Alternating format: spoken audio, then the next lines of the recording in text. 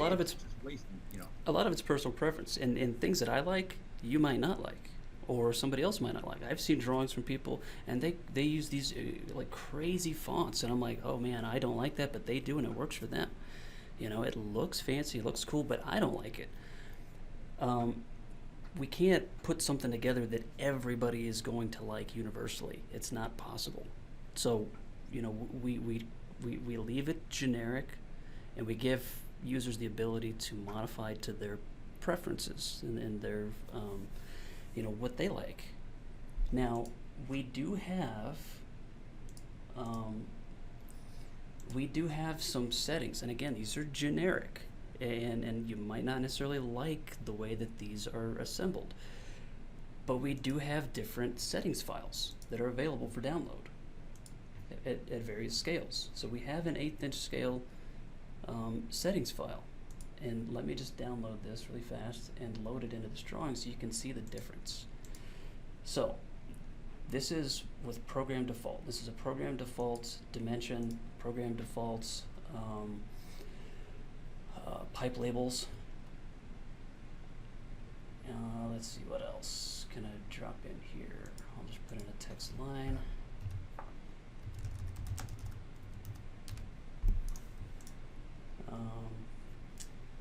I don't know what else, but so now at this point, that's again program defaults. Now if I come in here and I load settings, and I load that 8 inch settings file that I just downloaded from our website.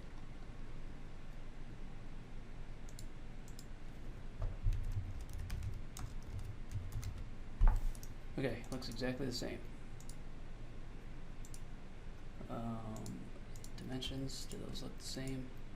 Those look the same. Okay, so this 1/8 inch settings file that we have basically utilizes the exact same settings that the program is packaged with at 1/8 inch scale. The other scales, basically all that does is increase or decrease the font. It's not necessarily going to change the color of anything, but it will increase the terminator size according to that whatever scale factor. Now, having said that, Dwayne, I have no problem sharing my settings files with you. If you would like to see my settings files, test it, and you know, maybe that gives you a kind of a jump start, like catapults you ahead so that you don't have as many things to adjust, I would be more than happy to share that with you. So this is program default settings versus my settings file. So again, my dimensions, again, I've got blue dimensions. My text height, I think I shrunk it down. It's 8. Yeah, instead of 9, it's at 8. My text labels, I adjusted those down to 8 versus. So if we have a template file, a drawing that we use, and if we all we need to do is adjust one of those, the dimensions to the correct size, and then the rest of them will come in that size from now on.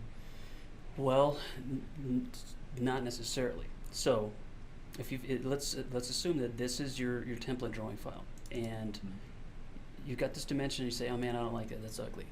That's not what I want." Start adjusting, you know, some of these values. Instead of an arrowhead, let's say we want a circle for whatever reason. Text properties. Say, okay, instead of 9, I want this to be 8, and that's really the only thing we need to adjust for the text line. It's still going to apply the same layer, but we hit OK and say, all right, that's better. And actually, you know what? Let's say, okay, I don't like that. I don't want to use layered color. I want to use element color instead, and I want it to be, I don't know, green or something. I'll do the same thing to the text. I want that to be green as well. So we get this dialed in. If I draw another dimension, it's still going to be based on the default properties. So what I need to do, once I make that adjustment, I need to get the defaults from this selection. Now that I've done that, right click on it, get defaults from selection. Now when I draw a new, whoops, I'm getting a little too clicky here. Now when I draw another dimension, I can't tell. Is that green or red? Looks green. Okay. My color, I can't, like, these basically look It's the same to green. me. Are you colorblind? Yeah, sorry. So Oh, I okay. get, it was a bad example. I should have changed that to blue or something that's a little more contrasting to red.